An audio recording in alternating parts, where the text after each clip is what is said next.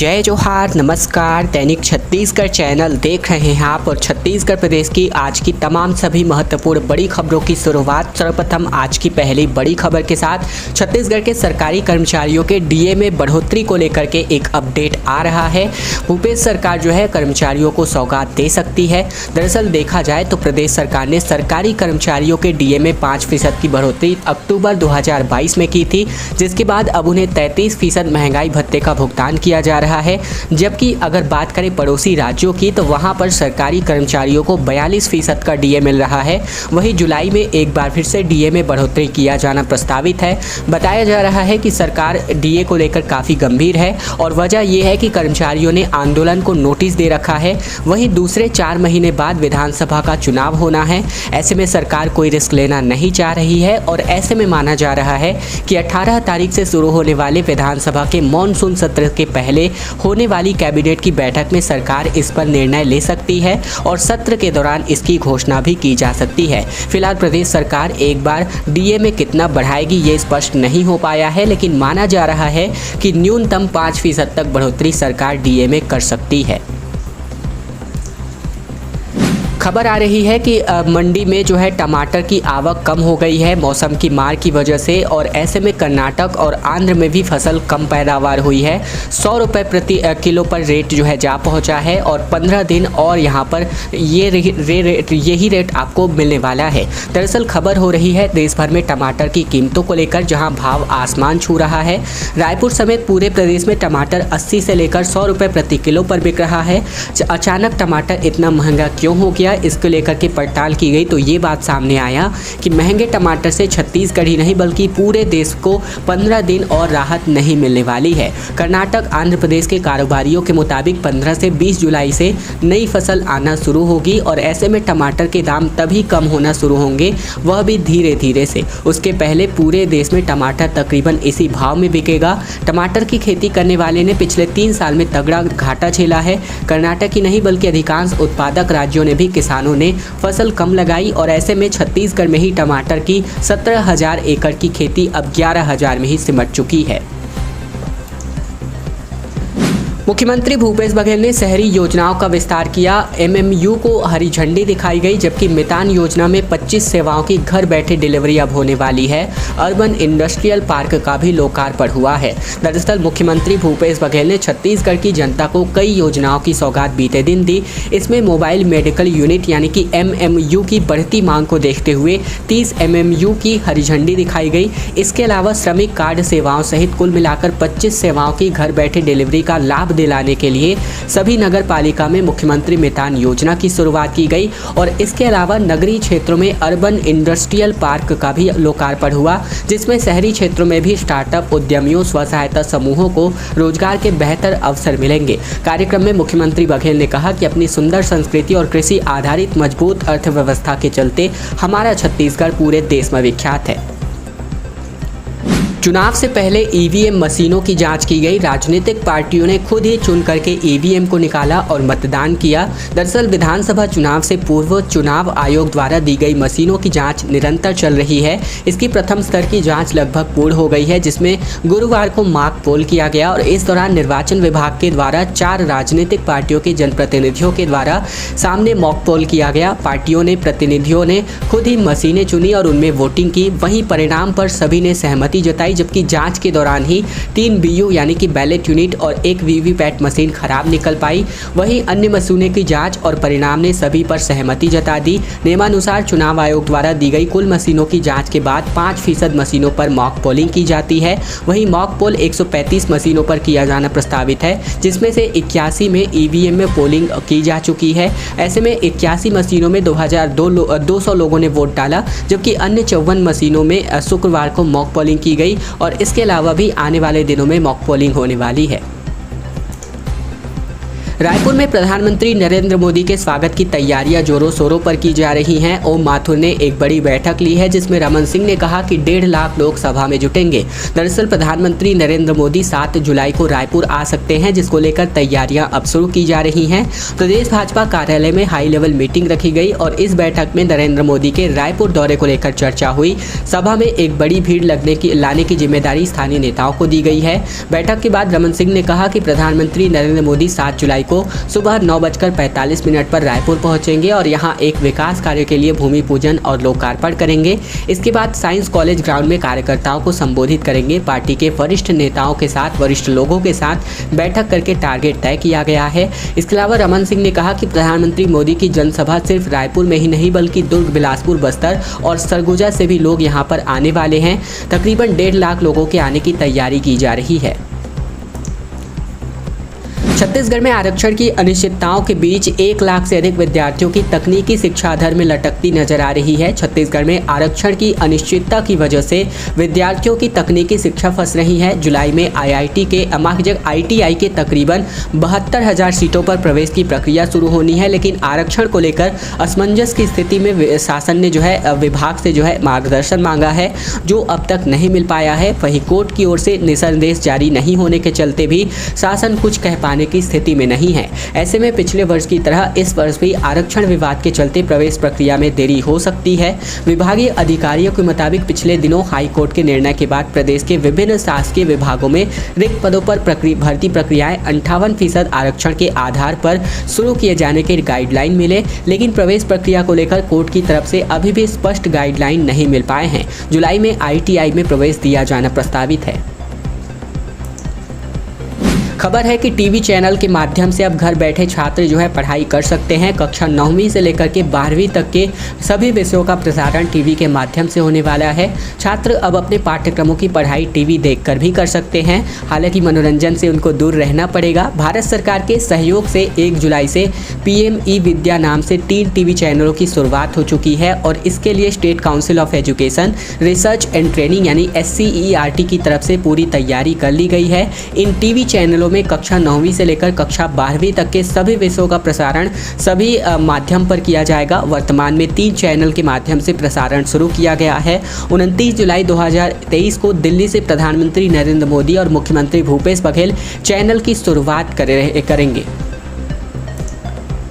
और अब खबर है कि ठेका मजदूरों ने ताल ठोक दी है। नियमितीकरण के लिए हड़ताल की जाने की प्रस्तावित है। दरअसल 1 दिन की इस हड़ताल में ठेका मजदूरों ने काम नहीं किया। इसका असर कोरबा में छत्तीसगढ़ बिजली उत्पादन कंपनी के कारखानों और बिजली वितरण कंपनी पर देखा गया।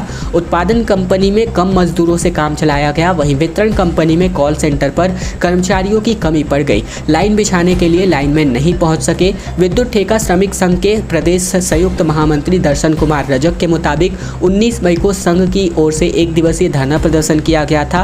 बिजली उत्पादन, वितरण और पारेषण कंपनी में काम करने वाले ठेका मजदूरों की मांग से प्रदेश सरकार को अवगत कराया गया था और मांग पूरी करने के लिए प्रदेश सरकार को समय दिया गया था। दर्शन कुमार रजक के मुताबिक बिजली कंपनी में ठेका मजदूर नियमित कर्मचारियों के समान काम करते हैं। दुर्घटना का शिकार होने पर नियमित कर्मचारियों को कंपनी की ओर से 40 लाख रुपए का बीमा प्रदान किया जाता है, जबकि ठेका मजदूरों को 50,000 रुपए से लेकर 1 लाख रुपए के बीच सहानुभूति राशि दी जाती है, जो कि राशि बेहद कम है। संघ इसे बढ़ाकर 15 लाख रुपए करने की मांग कर रहा है।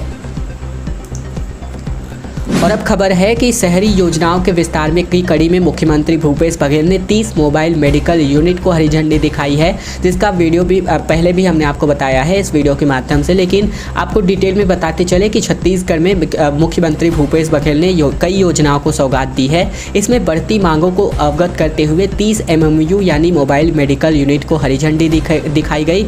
इसी के अलावा भी श्रमिक कार्ड सेवाओं सहित कुल मिलाकर 25 सेवाओं की घर बैठे डिलीवरी का लाभ दिलाने के लिए नगर पालिका में मुख्यमंत्री मितान योजना की शुरुआत की गई। साथ ही मुख्यमंत्री ने अर्बन इंडस्ट्रियल पार्क का वर्चुअली रूप से शिलान्यास किया। नवनिर्मित रेलवे ओवरब्रिज का भी लोकार्पण मुख्यमंत्री भूपेश बघेल ने किया। जांजगीर चांपा में हावड़ा मुंबई रेल मार्ग पर खोखसा रेलवे ओवरब्रिज का लोकार्पण मुख्यमंत्री के द्वारा किया गया, जिसके अवसर पर मुख्यमंत्री ने प्रदेशवासियों को बधाई भी दी है। एक बड़ी खबर शक्ति भारद्वाज से, जहां रेलवे ट्रैक पार करते समय एक ट्रक जो है भीषण आग लग गई, भीषण आग की चपेट में आ गई। तार यानी ओएचई लाइन के संपर्क में आने की वजह से, रेलवे ट्रैक के ओएचई लाइन के संपर्क में आने की वजह से ये भीषण हादसा हुआ। 4 घंटे तक पूरी तरीके से ट्रेनों का आना जाना इस वजह से प्रभावित चला। शक्ति जिले के भारद्वाज के पास सकरेली रेलवे क्रॉसिंग पर एक ओएचई लाइन के संपर्क में आने पर ट्रक में भीषण आग लग गई। शुक्रवार देर रात इस घटना के बाद ट्रैक पर काफ़ी देर तक ट्रक जो है जलता रहा, जिससे तकरीबन 4 घंटे तक हावड़ा मुंबई रूट पर ट्रेनों का परिचालन बंद रहा। नेशनल हाईवे 49 में भी तकरीबन 8 घंटे तक आवागमन इसी वजह से प्रभावित चला। कांग्रेस नेता लगातार अवैध मुरुम का उत्खनन करा रहे हैं। खुलेआम रॉयल्टी की चोरी भी हो रही है। एक दिन में ही तकरीबन 4 से 5 पर्चियां काटी जा रही हैं। ऐसे में 40 से 50 हाइवा मुरुम का भी परिवहन लगातार हो रहा है। खबर दुर्ग जिले से, जहां खनिज विभाग की मिली भगत के माध्यम से खुलेआम रेत और मुरुम का अवैध उत्खनन हो रहा है। धमधा ब्लॉक के कोड़िया में बेमेतरा जिले के युवा कांग्रेस जिलाध्यक्ष की ओर से धड़ल्ले से खनन कार्य किया जा रहा है। उसने दूसरे के नाम पर मुरुम की लीज ली है और 2 चेन माउंटेन मशीन से मुरुम निकाल जा रहा है। इतना ही नहीं, बिना डेट की पर्ची काटकर रॉयल्टी चोरी भी की जा रही है। वहीं खनन की सच्चाई जानने के लिए दुर्ग जिले के धमधा ब्लॉक के अंतर्गत सगनी रोड किनारे कोड़िया गांव जो है पहुंचे, जहां पर 2 चेन माउंटेन मुरुम खोदने का काम कर रही थी। कई हाइवा मुरुम को भर भर कर ले जा रहे थे। वहीं पर जिलाध्यक्ष युवा कांग्रेस बेमेतरा का बोर्ड लगाए एक गाड़ी भी खड़ी थी।